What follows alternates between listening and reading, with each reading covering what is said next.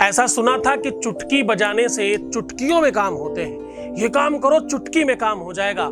आज मैं आपको ऐसा साधन बता रहा हूं जिसमें चुटकी बजाने से तुम्हारे प्यार को तुम्हारे पास आना ही पड़ेगा, तुम्हारे रिश्ते को सफल बनाना ही पड़ेगा, तुम्हारे संबंध को ठीक होना ही पड़ेगा।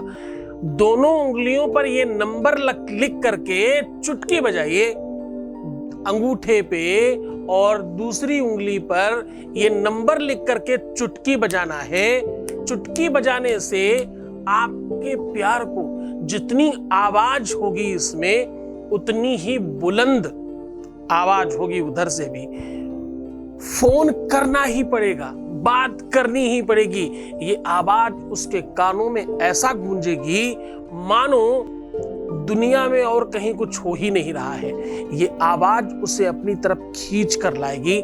आज हम आपको ध्वनि तंत्र के बारे में बात कर रहे हैं और ये पूरी तरह से सार्थक है और कुछ क्षणों में ही इसका प्रभाव दिखाई पड़ता है। जानिए पूरा विश्लेषण।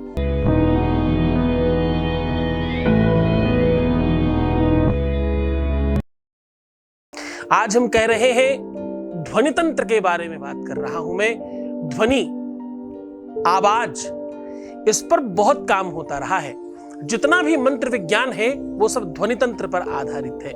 ट्रांजिस्टर में, रेडियो में अगर आप देखें, पुराना रेडियो अगर आपके पास कहीं पड़ा हो और आपने देखा हो तो उसमें एक बटन होती थी, उसको घुमाने पर एक वायर ऐसे खिसक रहा होता था आगे पीछे।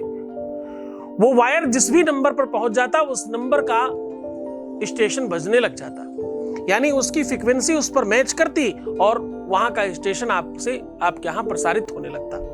ध्वनि तंत्र इसी व्यवस्था पर आधारित है। जैसे सामवेद बोलने का एक अलग ध्वनि है, यजुर्वेद बोलने की, अथर्ववेद बोलने की, हर एक वेद में अलग अलग धुन और अलग अलग तरीके से बोला जाता है। आप गूगल पे देख सकते हो कि सामवेद कैसे बोलते हैं, गाने की तरह, जैसे गाया जाता वैसे मंत्र गाते हैं वो। और शुक्ल यजुर्वेद ऐसा लगता है जैसे युद्ध कर रहे हो। अथर्ववेद उल्टा हाथ करके ऐसे बात करते जैसे किसी को सांत्वना दिया जा रहा हो, क्योंकि हर एक वेद का अपना एक मतलब है। शुक्ल यजुर्वेद जब बात करते हैं तो हाथ सीधा रखकर बात करते हैं और स्वर लगाते हैं, क्योंकि वो नाभि से ऊपर की ओर की बात कर रहे हैं। जब आप अथर्ववेद की बात करते हैं तो हाथ उल्टा रखकर ऐसे नीचे स्वर लगाकर बात करते हैं। सांत्वना देने की बात है, क्योंकि वो उसमें आयुर्वेद से संबंधित बात है, वहां पर सिंपैथी की जरूरत है। तो हर एक वेद एक अलग अलग पैथी पर आधारित है। वेद जीवंत करने का साधन है और सारे के सारे वेदों में अलग अलग ध्वनियां हैं। सब वेदों का अलग ध्वनि है। मान्यता यहां तक भी है कि कुछ लोग ऐसा मानते हैं कि सामवेद को बिल्कुल वैसे ही पढ़ा जाता है जिस प्रकार से इस्लाम धर्म के लोग नमाज पढ़ते हैं, जिस धुन में, जिस आप कभी अगर आपने सुना हो अजान वगैरह तो आपको पता होगा कि वो एक अलग धुनी होती है। इसी प्रकार से सेम उसी धुनी में हमारे यहां सामवेद बोला जाता है। सामवेद की ध्वनि वैसी है। ध्वनि तंत्र अपने आप में बहुत काम करता है।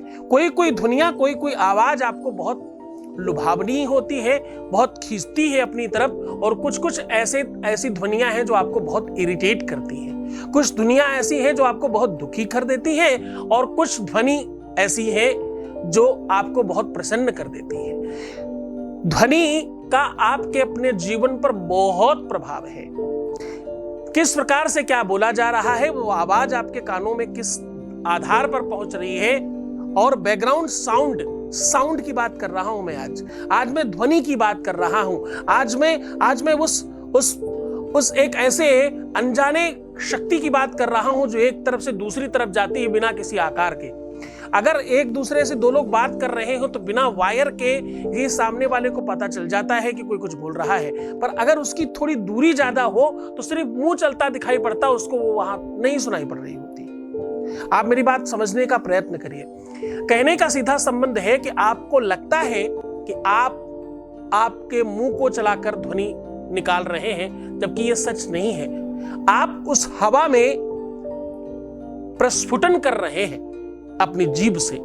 अंदर से तो सिर्फ एक हवा आ रही है, उस हवा को आप जीभ के साथ खेल रहे हैं और उस खेल में कुछ बाहर आ रहा है। इसे ध्वनि तंत्र कहते हैं। इसमें भी नवग्रहों की तरह, जैसे 9 ग्रहों में 7 प्रमुख ग्रह हैं और 2 छाया ग्रह है, 7 2 9 होते हैं, इसमें भी 7 सुर हैं और 2 एक तरह से साइलेंट स्वर है, ऐसे आप कह सकते हो। प्रमुख तौर पर 7 स्वर है। सबको पता सारेगामापधनी में संगीत नहीं सिखा रहा। आज उसी तंत्र को हम आपके प्रेम के लिए, आपके स्नेह के लिए, आपके रिश्ते के लिए, आपके संबंध के लिए, आपके रिलेशनशिप के लिए, आपकी पारिवारिक लाइफ के लिए, आपकी मैरिटल लाइफ के लिए, आपकी शादीशुदा जीवन के लिए, आपकी अपनी निजी लाइफ के लिए प्रयोग कराने के संदर्भ में वार्तालाप कर रहा हूं। आज का संदर्भ इसलिए बहुत स्पेशल है क्योंकि ये बात अपने आप में बहुत अछूती थी। आज तक इस शब्द को, इस विषय को, इस संदर्भ को किसी ने भी उजागर नहीं किया। आज इस बारे में इस तरीके से हम पहली बार ये सब बात सुन रहे हैं, इसलिए इस बात को थोड़ा सा व्याख्यान करना आवश्यक है। क्योंकि आपके हृदय स्थल पे, दिल में, हृदय में, ये तो विज्ञान भी मानती है कि एक ऐसी ग्रंथि है जो ध्वनि सुनकर के रसस्वादन करने लगती है, उसमें से लिक्विड निकलने लगता है। आपके दिल में ही एक ऐसी ग्रंथि, एक ऐसी गांठ है, वही तो आपको आनंदित करती है। कुछ कुछ गाने आपको बिल्कुल प्रफुल्लित कर देते हैं, नाचने पर, झूमने पर मजबूर कर देते हैं। कुछ कुछ ध्वनियां आपको बहुत व्याकुल और बहुत तकलीफ देने की बात करती हैं और बिना कुछ कहे आपको रुला जाती है। हाँ? आपकी भावनाओं को, आपकी संवेदनाओं को, आपकी फीलिंग्स को, आपके एहसास को जो सीधा स्पर्श करता है वो है स्वर। कि ऐसी वाणी बोलिए मन का आपा खोए, औरन को शीतल करे, आपहु शीतल होए। शैतल्यता वाणी में है क्या? वाक सिद्धि जैसी कोई चीज होती है क्या तंत्र में? आज इन्हीं सब रहस्यों का उद्घाटन कर रहा हूं। मैंने पहले कई एक बार आपको वाक सिद्धि, जिह्वा सिद्धि, कि आप जो बोले, जिस प्रकार बोले वो प्रभावशाली हो, उन सब चीजों पर थोड़ा थोड़ा हमने कुछ बात करी है। कभी बहुत सारी नहीं, पर कभी कभी कुछ बातें की हैं। इस पर हमने कुछ उपाय भी बताए हैं कि आपकी वाक सिद्धि हो जाए। आप जब बात करें अपने प्यार से तो वो आपकी तरफ आकर्षित हो, आपके जिह्वा में ऐसी शक्ति आ जाए। ऐसी कितनी ही उपाय हमने पहले बताए हैं। आज हम आपको ध्वनि तंत्र पर बात करा रहे हैं। इसके पहले हमने ध्वनि तंत्र के आधार पर ताली बजाने के संदर्भ में कुछ उपाय बताए हैं पहले भी, जिस पर हमने अघोरेभ्यो तो घोरेभ्यो घोर घोर तरेभ्यः करके मंत्र बताया था। आज उसी संदर्भ को और ज्यादा ताकतवर बनाने के लिए उसमें लाखों लोगों ने लाभ लिया है।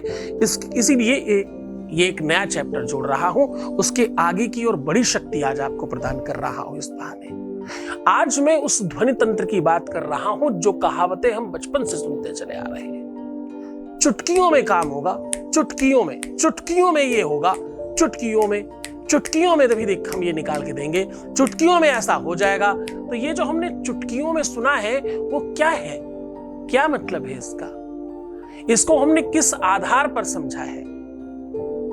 क्योंकि शब्द भंगमयी कृता शलमयी ज्योतिर्मयी श्रीमयी, क्या शब्द है, क्या इसमें यशगान है? जब तक आप किसी भी बात का वास्तविक भावार्थ नहीं जानते, और देखो मैं भावार्थ क्यों कह रहा हूं, क्योंकि शब्दार्थ तो जानना मुश्किल है। जो लिखा गया है एज इट इज, जिसने लिखा है ये वही बता सकता, दूसरा कोई नहीं बता सकता। आप जो कह रहे हो वैसा ही कोई समझ जाए, ये बहुत कम होता है, 0% में होता है। ज्यादातर लोग वो समझते हैं जो सिर्फ बोला जाता है, जो शब्द कह रहा होता है, उसकी फीलिंग कोई नहीं समझ पाता।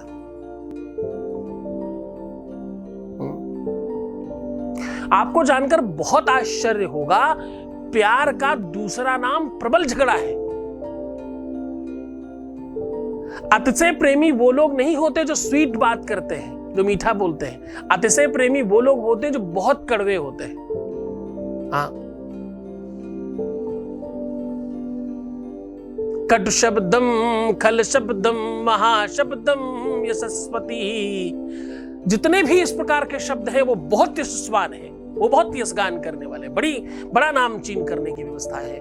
भैया निंदक नीरे राखिए आंगन कुटी छवाए, हमने सुना तो है ना।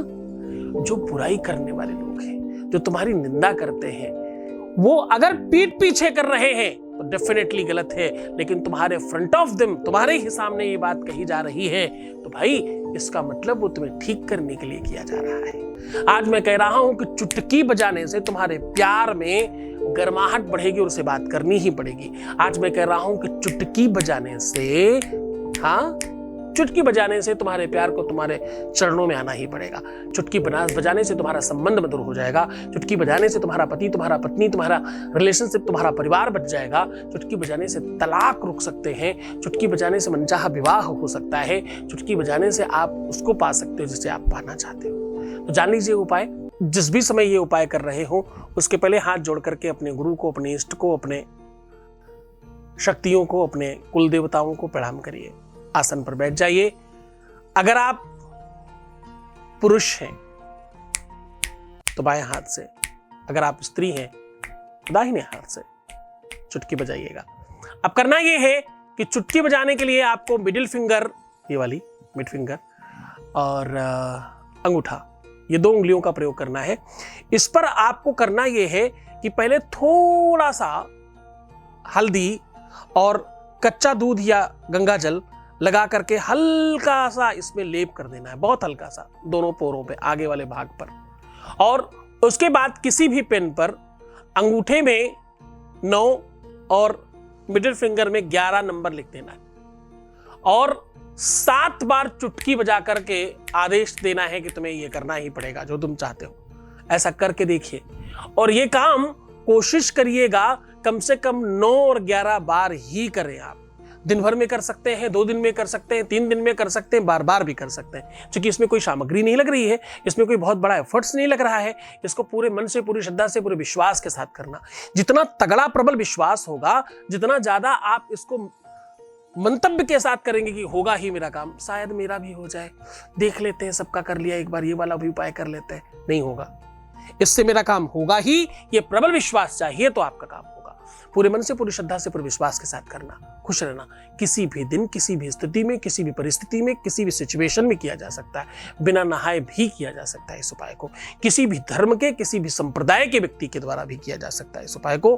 किसी भी व्यक्ति के लिए आप ये उपाय कर सकते हैं। खुश हो जाइए, मुस्कुराइए, सुंदर बनने की कोशिश करिए। अपना बहुत ख्याल रखो। पर हर आधे घंटे में प्रणाम करके पानी पीना, रोना बिलखना, परेशान होना, उल्टा सीधा सोचना, नेगेटिव थिंकिंग रखना, ये सब मना है। ऐसा करने से आपके जीवन में खराबी आती है और सब कुछ खराब हो जाता है। अपना बहुत ख्याल रखिए। मैं हूं तुम्हारे साथ। ओम नमः शिवाय।